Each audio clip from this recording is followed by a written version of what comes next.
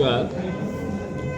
আজকে আমরা আমাদের যে 18 সূর্যমণি নগর যে আমাদের মণ্ডল কমিটি, ভারতীয় জনতা পার্টির যে সাংগঠনিক কমিটি, আজকে আমরা এখানে আমাদের এই আমতলী কমিউনিটি হলে যারা এই এলাকার বিশেষ কার্যকর্তা তথা বিশেষ নেতৃত্ব, বুথ লেভেল, পঞ্চায়েত লেভেল, মণ্ডল লেভেল এবং অভিভাবক লেভেল, আমরা আজকে আবার বসেছি। আজকে আপনারা জানেন এবং আপনাদের কাছে রিপোর্ট আছে, গতকাল আমাদের রাজ্য দলীয় কার্যালয় থেকে আমাদের এই 60টি মণ্ডলের নতুন ঘোষণা করেছে। আমাদের যে দলের যে একটা সাংগঠনিক পদ্ধতি, সেই পদ্ধতিকে সামনে রেখে সংগঠনের মধ্যে কার্যকর্তাদের নিয়ে একটা সাংগঠনিক নির্বাচন পর্ব চলছে।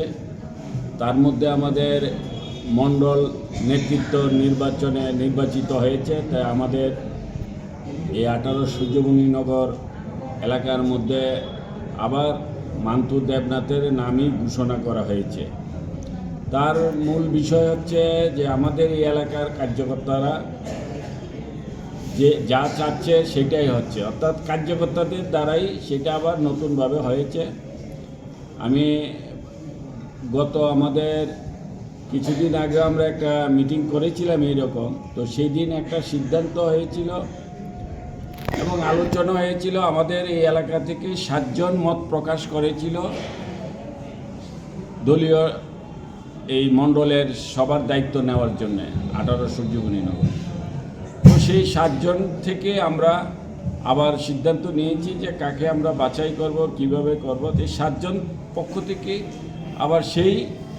আবার মান্টু দেবনাথকেই নির্বাচিত করেছে। অর্থাৎ আমাদের যে দলীয় যে নির্বাচনের যে পদ্ধতি, নমিনেশন নেওয়া, যিনি দাঁড়াবেন নির্বাচনের যে সিস্টেম, সেখানে ওনার নমিনেশন নিতে হবে, দলীয় নমিনেশন।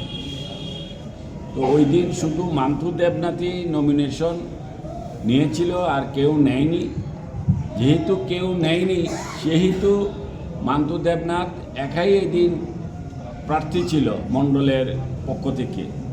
তো সেই কারণে আমাদের দলীয় প্রার্থীরা আর এই দলীয় নেতৃত্বরা আমাদের রাজ্য স্তরে মান্টু দেবনাথের নামই ঘোষণা করেছে।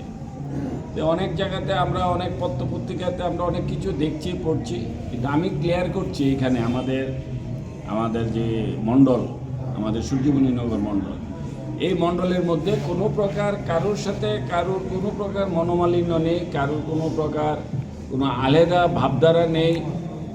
এখানে আমি বলছি এবং যা দেখছি সেটা হচ্ছে এখানে সবাই মিলেই এই সিদ্ধান্তটা নিয়েছে এবং সবাই মিলেই এই আজকে মান্টু দেবনাথ, সে তার নিজের দ্বারা এখানে মণ্ডল সভাপতি হয়নি, সকলের দ্বারা সে হয়েছে। সকলে তাকে আবার নতুনভাবে আবার পুনরায় নির্বাচিত করেছে।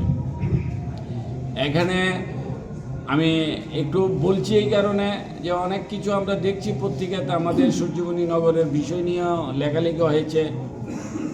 যে বিষয় নিয়ে লেখালেখি করুক, কোনো লেখার কাছে আমাদের কার্যকর্তারা এগুলি গুরুত্ব দেয় না।